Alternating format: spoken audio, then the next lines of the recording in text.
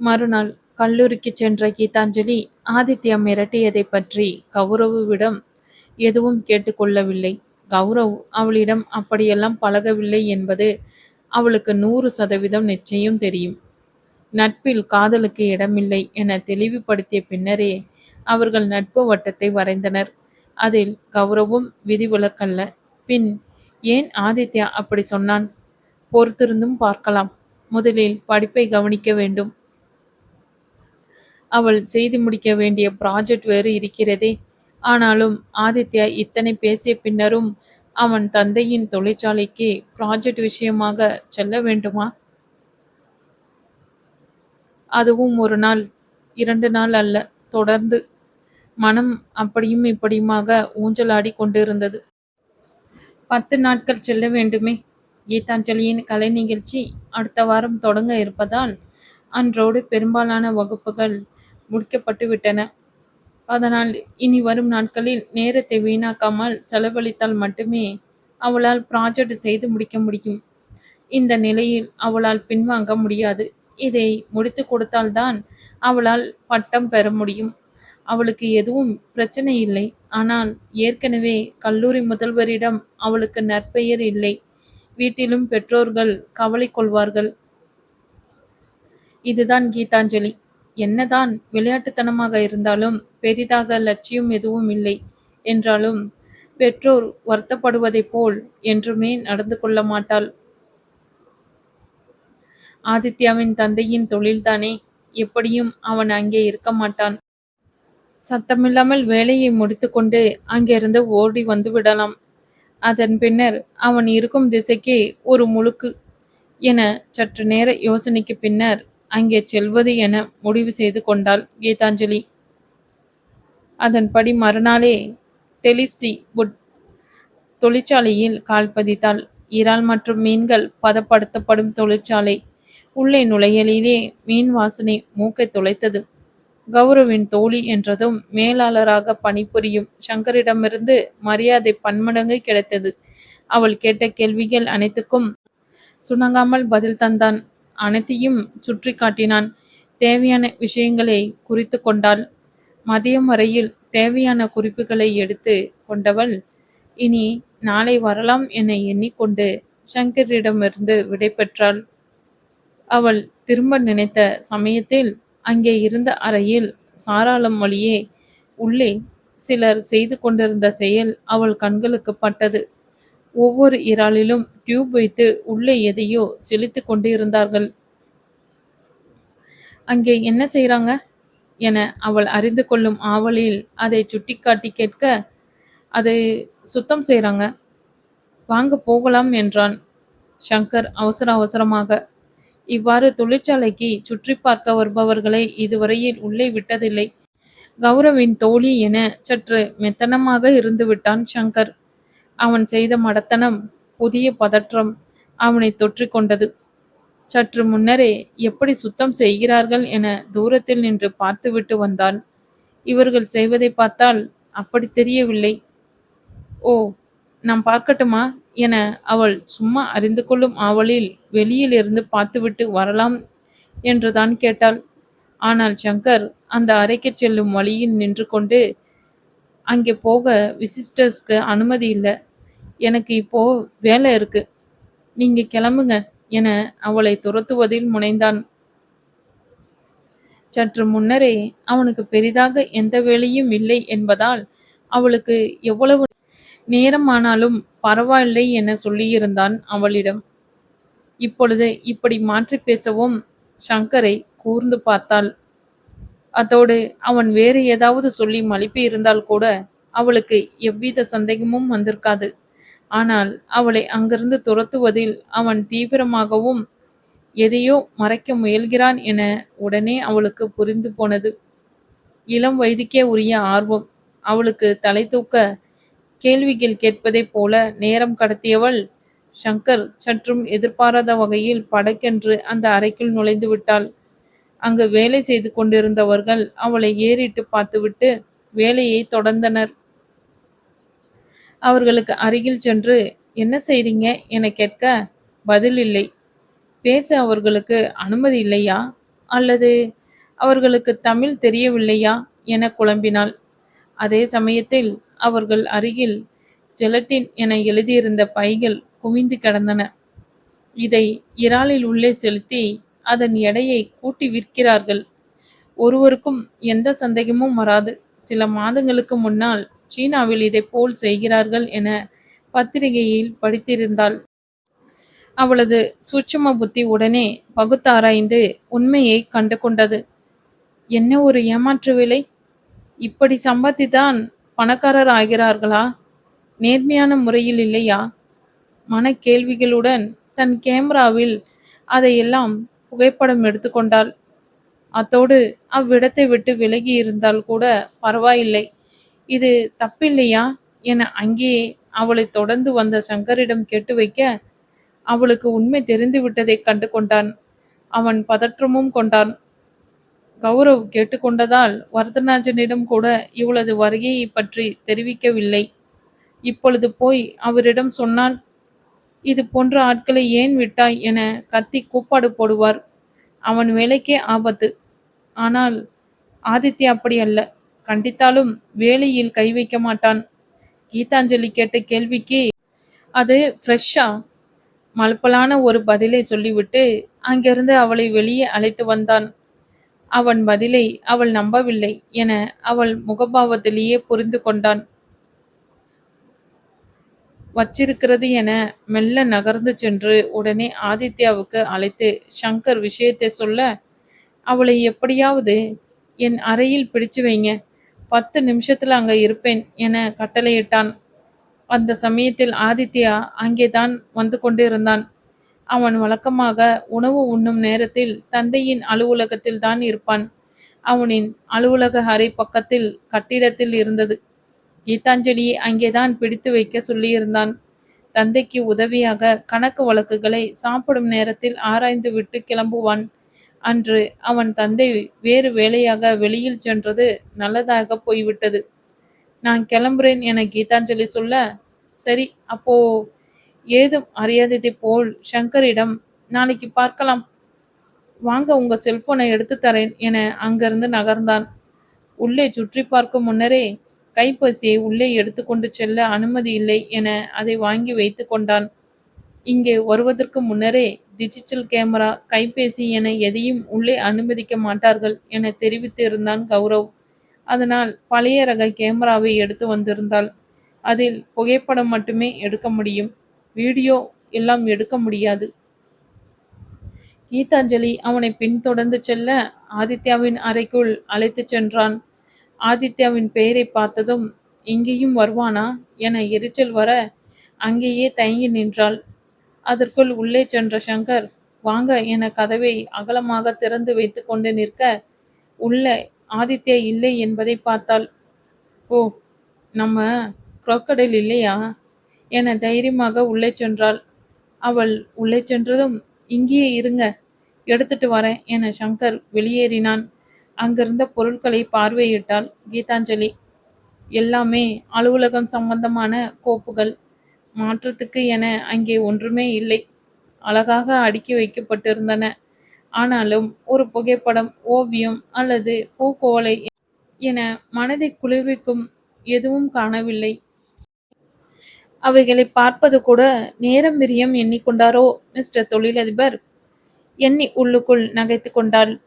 பாலைவனம் போல் அவளுக்கு காட்சியளித்தது. அங்கேயே தொடர்ந்து உட்கார்ந்திருந்தால் மூச்சு முட்டும் போல் இருந்தது.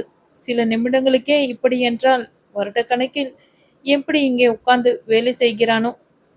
வெளியில் சென்று காத்திருக்கலாம் என வெளியில் செல்ல கதவை திறக்க, வெளியிலிருந்து கதவு அடைக்கப்பட்டிருந்தது. கதவை பலமுறை தட்டி பார்த்தாள். பலன்தான் இல்லை.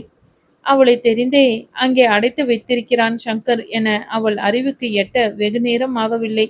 ஆதித்யா தன்னை வந்து மிரட்டப் போகிறான் என்று உள்ளுணர்வு சொன்னது. அவள் கடைசியாக புகைப்படங்கள் எடுத்துக்கொண்டு வருகையில் ஆதித்யாவுடன் பேசிக்கொண்டு இருந்தானே, அப்போ கண்டிப்பா அவர்கள் செய்வது தவறு என அவனுக்கும் தெரிந்திருக்கிறது. சற்று நேரம் கீதாஞ்சலி அறைக்குள் நடந்து கொண்டிருக்க, ஆதித்யா படீர் என்று கதவை திறந்து கொண்டு உள்ளே வந்தான்.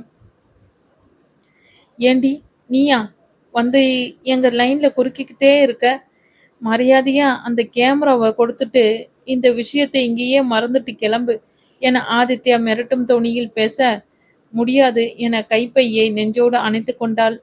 அதை பிடுங்க அவனுக்கு ஒரு நொடி ஆகாது. ஆனால் கைப்பையை மார்போடு அணைத்து கொண்டு இருப்பவளை தொட மிகவுமே யோசித்தான் ஆதித்யா. உனக்கு இப்போ என்ன பிரச்சனை? உனக்கும் இதுக்கும் எந்த சம்மந்தமும் இல்ல என ஆதித்யா சொல்ல, ஏன் இல்ல? அதை வாங்கி சாப்பிடுறது நாங்க.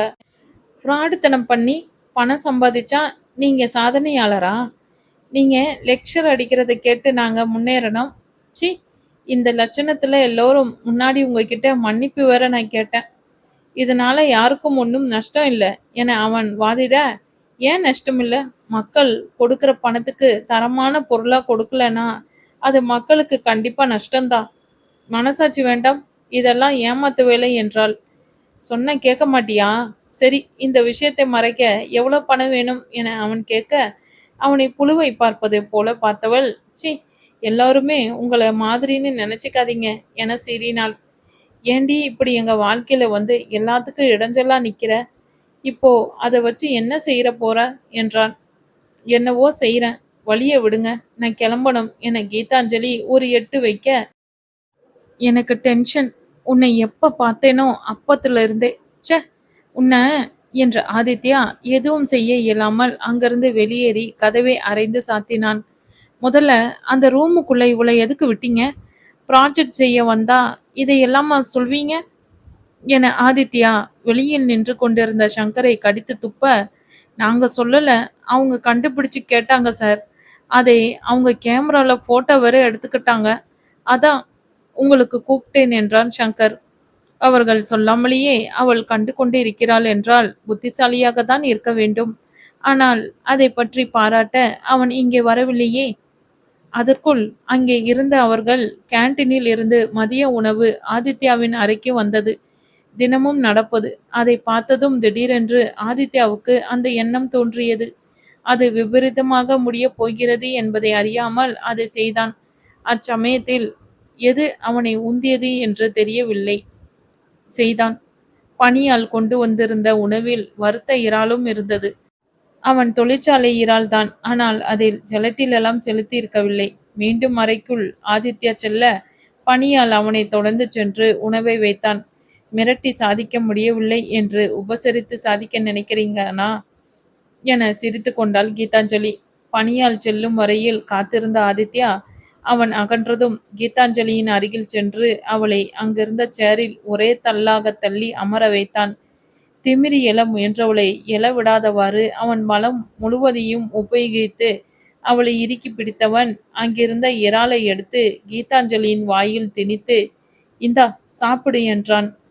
அந்த வாசனையில் எதை வாயில் வைத்தான் என உணர்ந்து கொண்டவள் உடனே அதை பூ என துப்பிவிட்டு திமிரி எழுந்தவள், எனக்கு என அவள் ஏதோ சொல்ல வர, அவள் துப்பியதில் சினம் தலைக்கேற, உனக்கு இத்தனை திமிர் ஆகாது, பார்க்கலாம், இதை சாப்பிடு, சாகரியானி என அவளை இறுக்கி பிடித்து கையில் இருந்த இறாலை அவள் வாயில் மேலும் மேலும் திணித்தான்.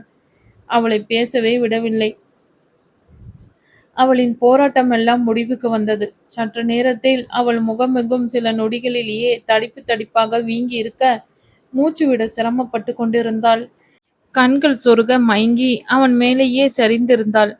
அவள் மார்பு வேகமாக ஏறி இறங்க தோய்ந்து போய் பட்டென்று நடந்து முடிந்த நிகழ்வில் இதுவரையில் எதற்கும் பயப்படாத ஆதித்யாவே ஆடிப்போனான். கண்கள் சொருகும் முன்னால் பாவையவளின் பார்வை காட்டிய அச்சத்தை துச்சமென ஒதுக்கிவிட முடியவில்லை அவனால். அப்பார்வை அவன் நெஞ்சோரம் முற்றிலும் சஞ்சாரம் கொண்டது. அதே சமயத்தில் படீரென்று கதவை திறந்து கொண்டு அங்கே வந்து நின்ற கௌரவ் அண்ணனின் மேல் மயங்கி சரிந்திருந்த கீதாஞ்சலியை பார்த்து, அண்ணா, கீதுவை என்ன பண்றீங்க என்றவன் ஆதித்யாவை முரட்டுத்தனமாக பிடித்து இழுத்து கீதாஞ்சலியிடம் இருந்து பிரித்து ஒரே தள்ளாக தள்ளிவிட்டு அவளை தாங்கி கொண்டான் கௌரவ்.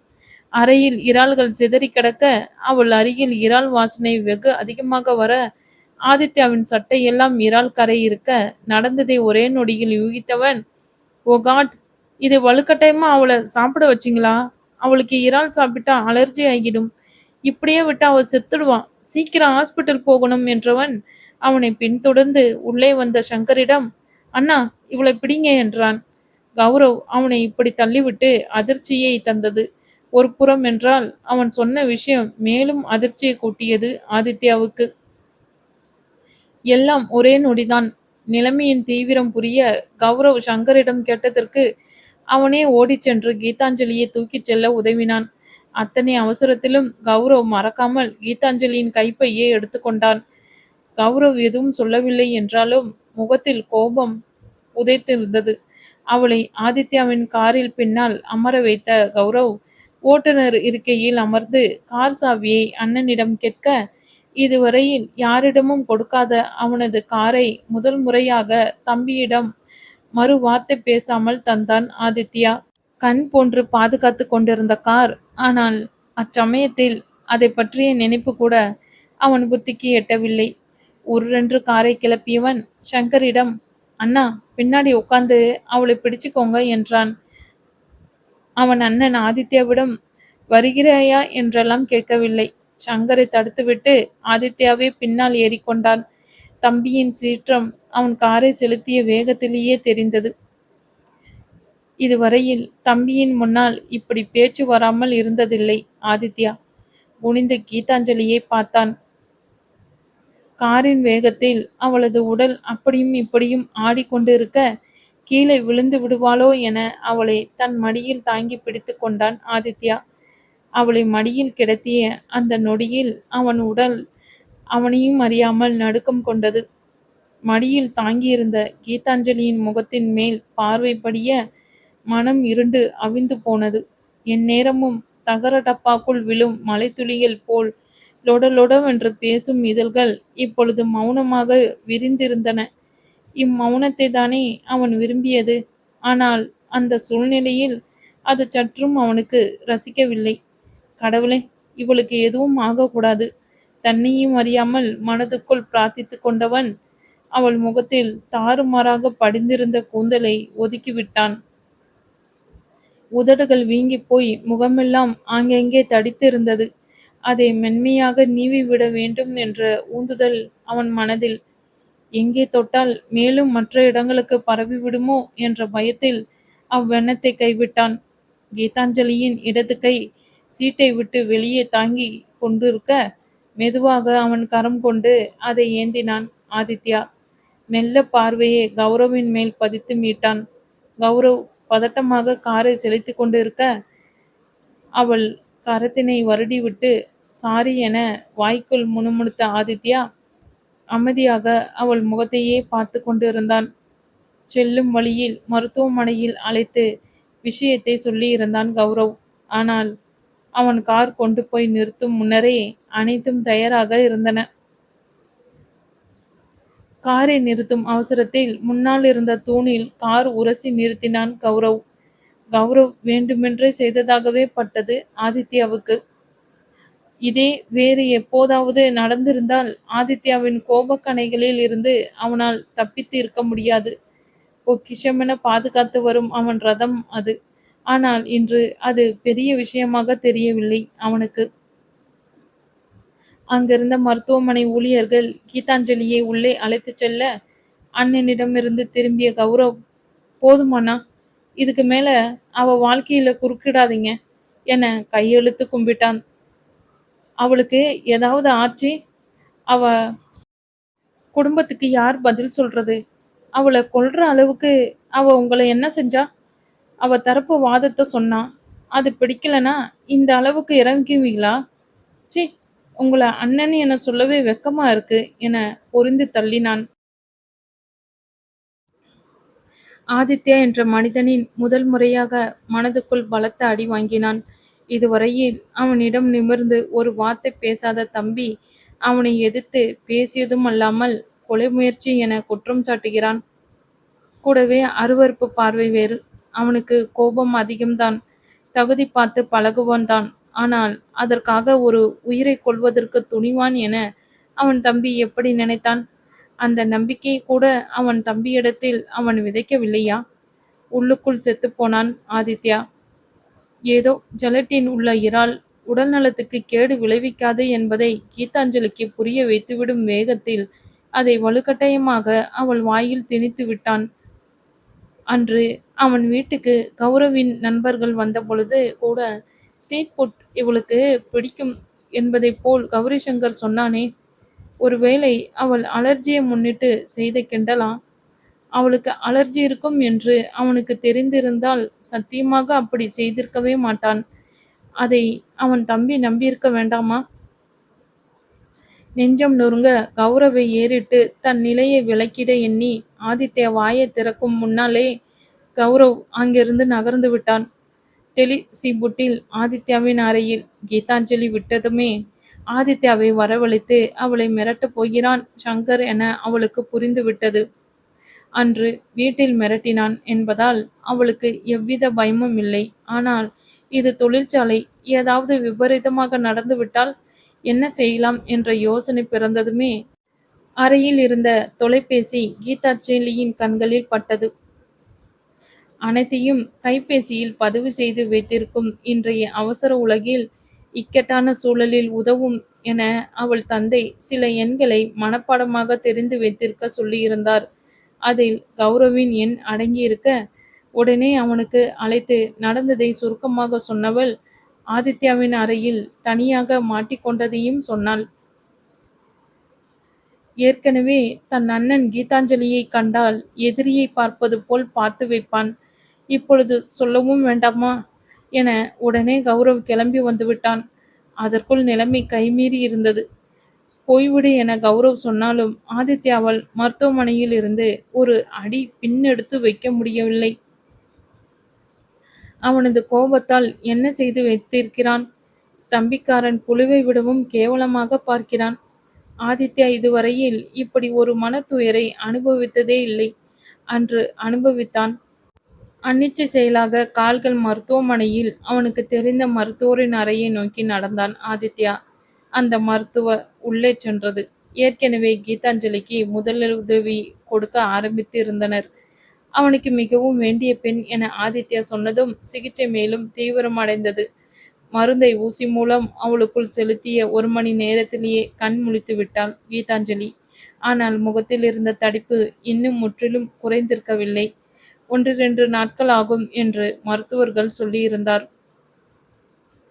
நல்ல வேளை உடனே கொண்டு வந்துட்டீங்க, இல்லனா அவங்க உயிருக்கே ஆபத்தாயிருக்கும் என கௌரவிடம் சொல்லிவிட்டு மருத்துவர் வெளியேற, அதை கேட்டவாறே கண் விழித்த கீதாஞ்சலி முதலில் பார்த்தது தேவிகாவை. மகளின் அசைவை கண்டதும் வேகமாக அவள் அருகில் வந்தவர், "ஏண்டி, உனக்கு அலர்ஜி இருக்கும்னு தெரியுமில்ல? முதல்ல அங்க போனதே தப்பு. இதுல கௌரவோட அண்ணன் சாப்பிட சொன்னா பட்டிக்காட்டா மிட்டாய் கடையை பார்க்குற மாதிரி உடனே சாப்பிட்டுடுவியா?" என வழக்கம் போல மகள் எழுந்துவிட்டாள் என்றதும் திட்ட ஆரம்பித்து விட்டார் தேவிகா.